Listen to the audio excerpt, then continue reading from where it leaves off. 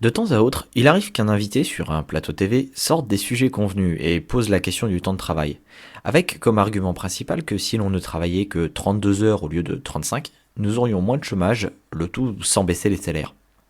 Tout d'abord, petite parenthèse, cela fait toujours extrêmement plaisir d'entendre des personnes comme Pierre Larouturou poser de vraies questions de fond, même si je ne suis pas d'accord avec sa réponse. N'attendez pas ce genre de débat ni ce genre d'argument de la bande de saucisses UMPPS, et encore moins venant du Front National. J'aurais cependant deux objections à faire à l'idée de baisser le temps de travail hebdomadaire en France.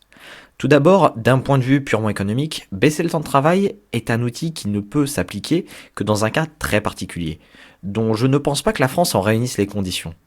Il est évident que l'on ne peut pas le baisser indéfiniment, et que ramener à 10 heures par semaine, pour prendre un exemple extrême, serait désastreux économiquement.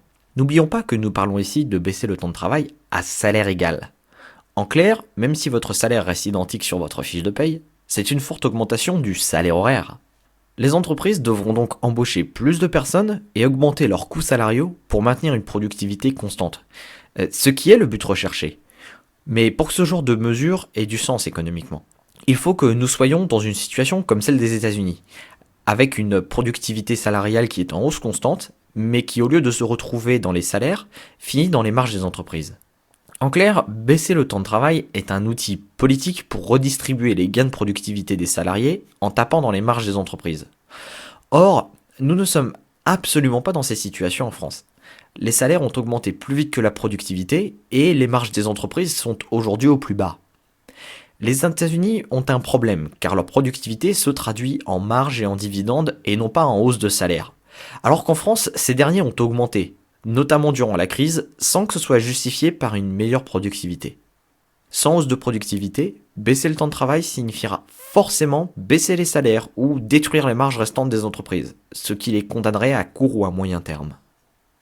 Mon second problème avec cette idée de baisser le temps de travail est qu'il n'y a pas de recherche de la cause de cet écart entre salaire horaire et productivité. Comment se fait-il qu'aux États-Unis, avant les années 60, les deux se suivaient avec une corrélation stupéfiante, mais que depuis le début des années 60, les salaires n'aient pratiquement plus augmenté? On ne peut pas mettre cela sur le dos de la dérégulation, puisque le code du travail aux États-Unis est indéniablement plus gros et plus protecteur aujourd'hui qu'il ne l'a jamais été. Je ne sais pas ce qui a fondamentalement causé ce décrochage des salaires, mais si l'on met le sujet sur la table, il me semble plus pertinent d'essayer de trouver la cause de cet écart, plutôt que d'utiliser la loi pour faire du bricolage. Une des pistes à explorer à mon avis réside dans la bonne vieille courbe de l'offre et de la demande. Si les salaires ne montent plus aux États-Unis, serait-ce lié à un déficit d'entreprise? Serait-il lié à l'hyper-régulation qui, voulant protéger les citoyens, a au final placé les entreprises restantes en position de force où ils peuvent faire pression à la baisse sur les salaires sans que les travailleurs ne puissent aller chercher mieux ailleurs?